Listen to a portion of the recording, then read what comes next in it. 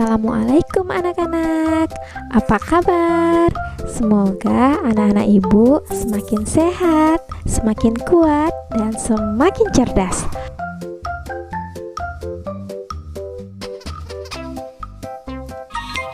Alhamdulillah, kita sudah sampai di tema 1, subtema 3. Ayo selamatkan hewan dan tumbuhan, pelajaran yang pertama. Anak-anak, tahukah kamu harimau Sumatera, orangutan dari Kalimantan, atau badak bercula satu dari ujung kulon? Hewan-hewan tersebut merupakan jenis hewan Indonesia yang dilindungi karena langka. Apa yang menyebabkan hewan tersebut menjadi langka?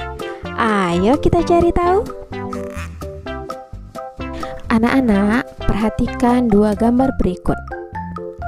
Apa yang terjadi dengan hutan apabila seluruh lahan hutan dijadikan perkotaan? Kira-kira apa yang terjadi ya anak-anak? Ayo, siapa yang bisa jawab? Ya, betul. Jika seluruh lahan hutan dijadikan perkotaan, maka tempat resapan air otomatis akan berkurang. Kemudian terjadilah longsor, kemudian apalagi? Banjir, apalagi? Terjadi kerusakan ekosistem dan terancamnya kelestarian flora dan fauna. Lalu, bagaimana dengan nasib hewan-hewan yang ada di hutan? Ya, hewan-hewan yang ada di hutan terancam punah karena hilangnya habitat mereka. Di mana hewan-hewan tersebut akan tinggal jika hutan telah musnah? Ya, hewan-hewan tersebut akan mencari habitat baru dan lari ke kota sehingga mengganggu kehidupan manusia. Kemudian, bagaimana pengaruhnya terhadap kehidupan manusia jika seluruh pohon dan semua hutan di bumi habis? Ya, kita sebagai manusia tidak akan bisa melangsungkan hidup karena kita menghirup oksigen. Dan oksigen dihasilkan oleh tumbuh-tumbuhan. Maka dari itu, kita sebagai manusia hendaknya menjaga hutan agar tumbuhan dan hewan yang hidup di hutan dapat melangsungkan hidupnya. Hewan dan tumbuhan harus kita lestarikan agar pertama tidak punah, yang kedua dapat dimanfaatkan oleh manusia sebagai bahan makanan, yang ketiga menjaga keseimbangan ekosistem antara produsen dan konsumen, yang keempat dapat dimanfaatkan sebagai sumber belajar. Kemudian, upaya apa saja yang bisa kita lakukan untuk melestarikan hewan? Yang pertama, memahami pentingnya pelestarian hewan.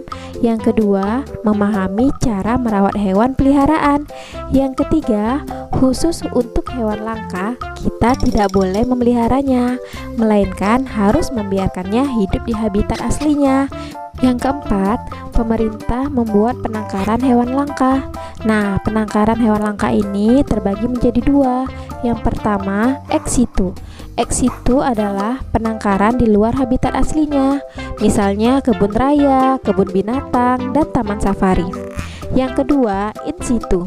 Nah, in situ ini artinya di dalam habitat aslinya, misalnya taman nasional, cagar alam, suaka marga satwa, dan hutan lindung.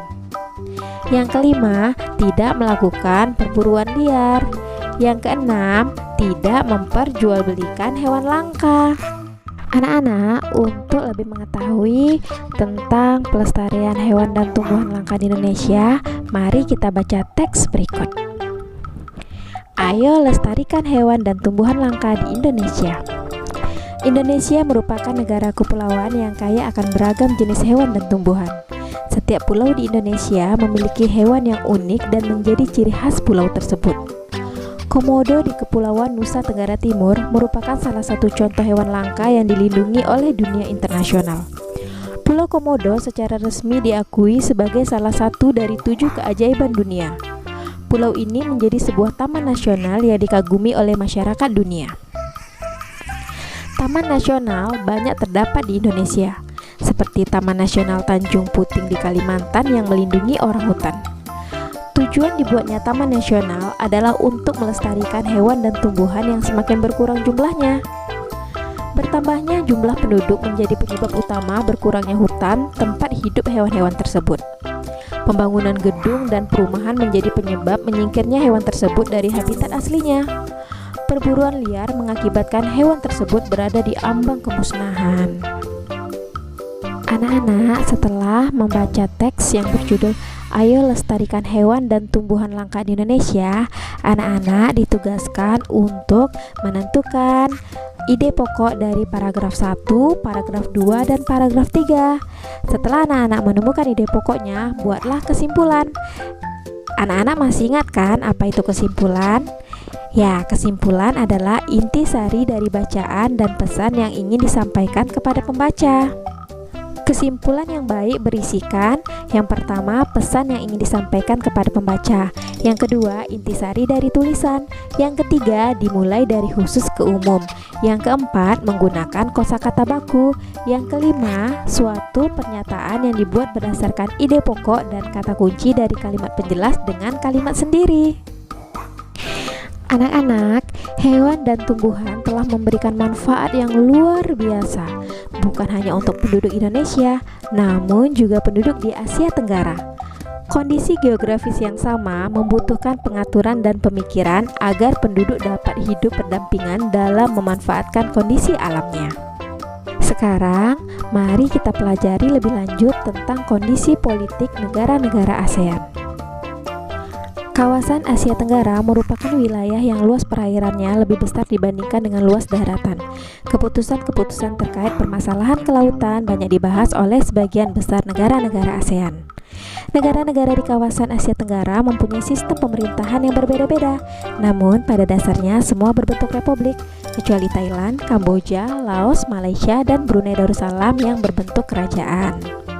Sebagian besar mata pencarian penduduk di Asia Tenggara adalah bercocok tanam. Oleh sebab itu, kerjasama di bidang produksi hasil pertanian dan perkebunan dibahas bersama di Bali tahun 2003. Untuk menambah pengetahuan anak-anak ibu tentang kondisi politik negara-negara ASEAN, bacalah teks bacaan berikut. Di sini ada sekilas fakta politik tentang negara-negara ASEAN, mulai dari Brunei Darussalam, Kamboja, Indonesia, Laos, Malaysia, Myanmar, Filipina, Singapura, Thailand, dan Vietnam. Setelah anak-anak membaca tentang fakta-fakta beberapa negara ASEAN, anak-anak ditugaskan untuk membandingkan dua negara ASEAN terkait kehidupan politiknya dengan mengisi diagram Venn. Berikut adalah contoh diagram Venn yang ibu buat berdasarkan keadaan politik dua negara ASEAN.